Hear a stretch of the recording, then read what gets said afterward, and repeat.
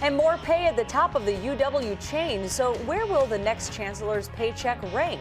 In the Big Ten. The search hasn't even begun, and the next UW chancellor could make more than $500,000 a year. Good evening, everyone. I'm Sarah Carlson. And I'm Eric Franke. Employee unions say pay for workers and pay for the chancellor are going in opposite directions. New at 10, the 19's Theo Keith investigates where the UW ranks among other Big Ten salaries. Theo? Eric, News 3 went through public databases and news reports to find salaries all across the Big Ten. No doubt being the head of a major university is a stressful job. We found the perks are quite nice too, even as employees face cuts. It would seem UW's salaries are too low for just about everyone. The regents were concerned about attracting top talent by offering a salary near the bottom of the Big Ten. Workers worried their pay is down there too, and unlike the chancellors, their salaries aren't getting better. And despite these repeated studies, there have been really not only no action, but there's been action to make the matters worse. Union President David Ahrens represents thousands of UW faculty and staff. He says their real income has been going down for a decade because of furloughs and cutbacks.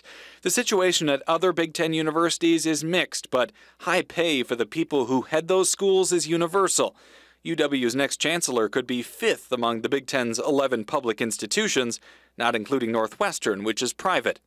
Salaries range from the University of Nebraska-Lincoln at $341,000 to Ohio State's E. Gordon Gee at $860,000, although Gee's total compensation is more like $2 million when you factor in his pricey perks. UW interim chancellor David Ward makes $437,000, and his pay isn't changing. He gets a car and free housing, but that's still on the low end of the Big Ten. That's because some schools boost their leaders' pay with deferred compensation plans or hefty retirement benefits. Deferred compensation is against state law in Wisconsin, and we're told Ward gets standard health and retirement packages. The next chancellor will get up to $522,000, no doubt boosting the number of applications and, as the UW regents argue, the talent pool. It's a very bizarre tactic.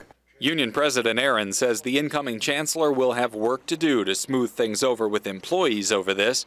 He thinks the perks of leading the UW are enough right now for good candidates. Who are quite capable and quite willing to work for $460,000 a year, fantastic free housing, car, staff, cook, everything else you could think of in the world.